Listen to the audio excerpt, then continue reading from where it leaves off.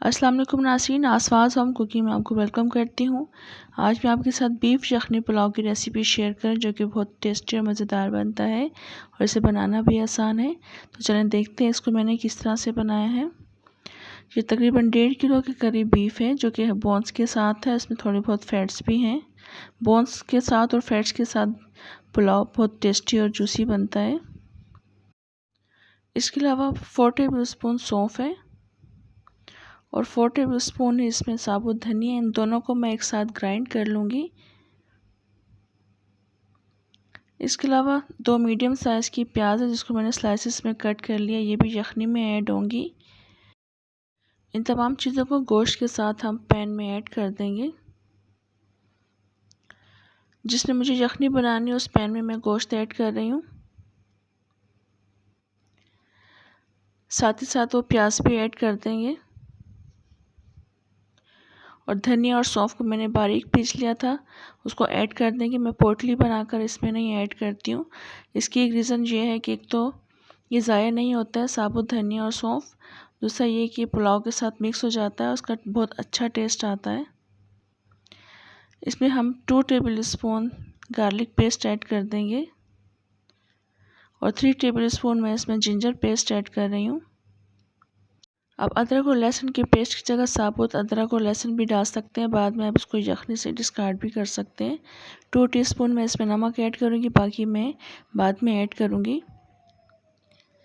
ساتھ ہی ساتھ اس میں گرم مسالے ایڈ کر دیں، تھوڑے سے ثابت گرم مسالے جس میں لونگ، کالی مرچ اور سینمن اسٹکس ہیں، یہ ایڈ کر دیں گے اور تقریباً 2 لیٹر کے برابر میں نے اس میں پانی ایڈ کر دیا تھا۔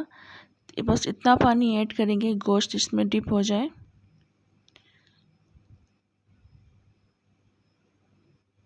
پانی ڈالنے کے بعد ہم اس کو اچھی طرح سے مکس کر لیں گے سارے مسالوں کے ساتھ گوشت کو۔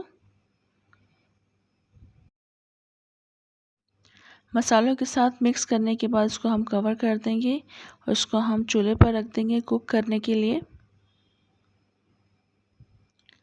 ابھی آپ دیکھ سکتے ہیں 5 منٹ ہو چکے ہیں، اس میں بوائل آنا شروع ہو چکا ہے۔ میں اس کو مکس کر لوں گی ایک دفعہ مزید اور۔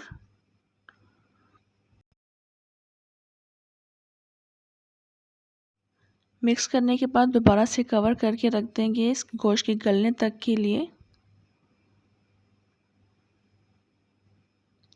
ابھی 1 گھنٹہ گزر چکا ہے اور گوشت کی کنڈیشن دیکھ لیتے ہیں۔ گوشت کافی اچھا ٹینڈر ہو چکا ہے، میں آپ کو چیک کر کے بھی دکھا دیتی ہوں۔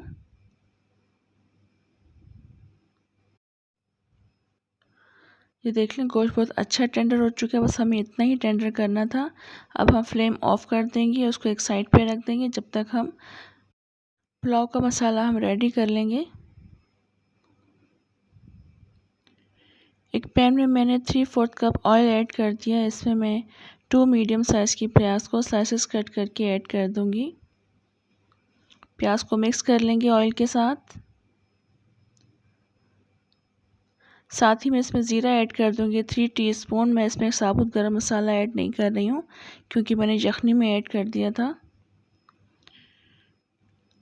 زیرہ ڈالنے کے بعد ہم پیاز کو کوک کر لیں گے تقریباً لائٹ گولڈن کلر ہونے تک۔ اب یہ آپ دیکھ لیں لائٹ گولڈن کلر ہو چکا ہے اور اتنا ہی کلر ہمیں چاہیے، اس سے زیادہ کلر نہیں کریں گے۔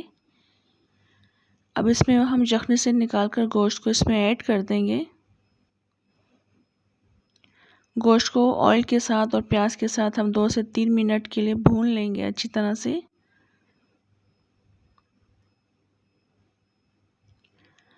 اس کے بعد میں اس میں لہسن کا پیسٹ ایڈ کر دوں گی 1 ٹیبل اسپون اور ادرک کا پیسٹ ایڈ کروں گی اس میں 2 ٹیبل اسپون۔ ادرک اور لہسن کے ساتھ بھی ہم گوشت کو مزید 1 سے 2 منٹ کے لیے بھون لیں گے، اچھی طرح سے کوک کر لیں گے۔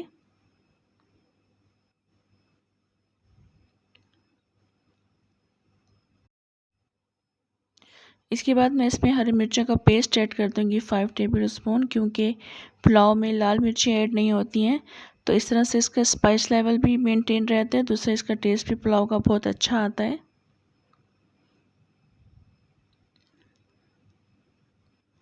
اس کے ساتھ ہم دہی بھی ایڈ کر دیں گے، 200 گرامس دہی ہے۔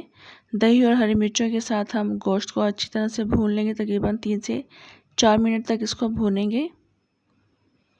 دہی کا پانی بس ڈرائی کرنا ہے ہم نے اس میں۔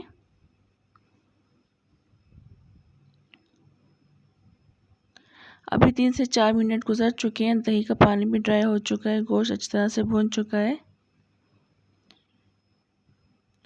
میں اب اس میں یخنی ایڈ کر دوں گی، ساری یخنی میں نے ایڈ کر دی ہے، یخنی کو میں نے چھانا نہیں ہے۔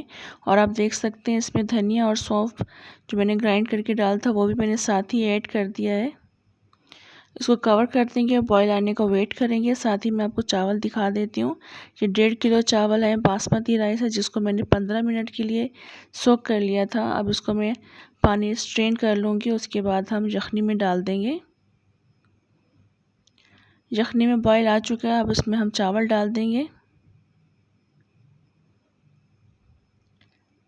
چاول ڈالنے کے بعد ہم اس کو یخنی کے ساتھ مکس کر لیں گے۔ آپ دیکھ سکتے ہیں پانی کم ہے اس وقت، تو میں مزید اس میں تھوڑا سا پانی ایڈ کروں گی۔ پانی بس ہمیں اتنا ایڈ کرنا چاہیے کہ چاول کے لیول سے تقریباً 1 سے 1.5 انچ اونچا ہونا چاہیے۔ چاول بہت کھلے کھلے اور اچھے بنتے ہیں۔ بس اتنا ہی پانی مجھے ریکوائرڈ تھا، اس سے زیادہ میں پانی ایڈ نہیں کروں گی۔ اس کو آپ ڈھکن نہیں ڈھکیں گے، ڈھکن کھول کر پکائیں گے، اس کے بوائل آنے کا ویٹ کریں گے، اور ساتھ ساتھ ہم چمچ بھی چلاتے رہیں گے، لیکن بار بار اس میں چمچ نہیں چلائیں گے کیونکہ چاول پھر ٹوٹ جاتے ہیں۔ اس لیول پر اب ہم نمک ٹیسٹ کر لیں گے۔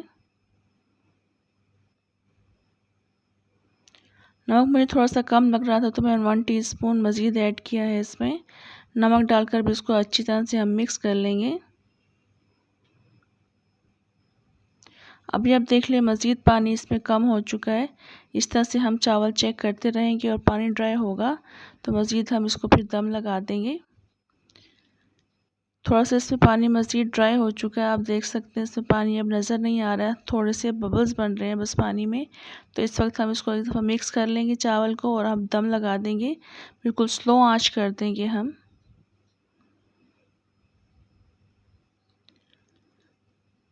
اس کو میں اب کور کر کے رکھ دوں گی 15 منٹ کے لیے۔ 15 منٹ کے بعد میں آپ کو اس کی کنڈیشن دکھاؤں گی۔ ابھی 15 منٹ ہو چکے ہیں، اس کی اسٹیم نکلنے کا ویٹ کریں گے، اس کے بعد پھر اس میں چمچ چلائیں گے ورنہ چاول ٹوٹ جائیں گے۔ اب اسٹیم نکل چکی ہے تو اس کو اب ہم چلا لیں گے چاول کو۔ چاول کی بہت ہی زبردست خوشبو مہک رہی تھی پورے گھر میں جس وقت یہ بنے تھے۔ آپ دیکھ سکتے ہیں کتنے کھلے کھلے چاول ہیں، اور ماشاءاللہ گوشت بھی بالکل ثابت ہے، اس میں ٹوٹا ہوا نہیں ہے۔ تو اس کو اب میں ڈش آؤٹ کر دوں گی۔ ان چاولوں کو آپ رائتہ، سلاد اور شامی کباب کے ساتھ سرو کریں، بہت ہی مزیدار لگتے ہیں۔ ضرور ٹرائی کیجیے گا، بنائیے گا، انشاءاللہ آپ کو پسند آئیں گے۔ ریسیپی اگر آپ کو اچھی لگے تو لائک اور سبسکرائب بھی ضرور کر دیں۔ انشاءاللہ نیکسٹ ریسیپی کے ساتھ دوبارہ آؤں گی، تب تک کے لیے اجازت دیں۔ اللہ حافظ۔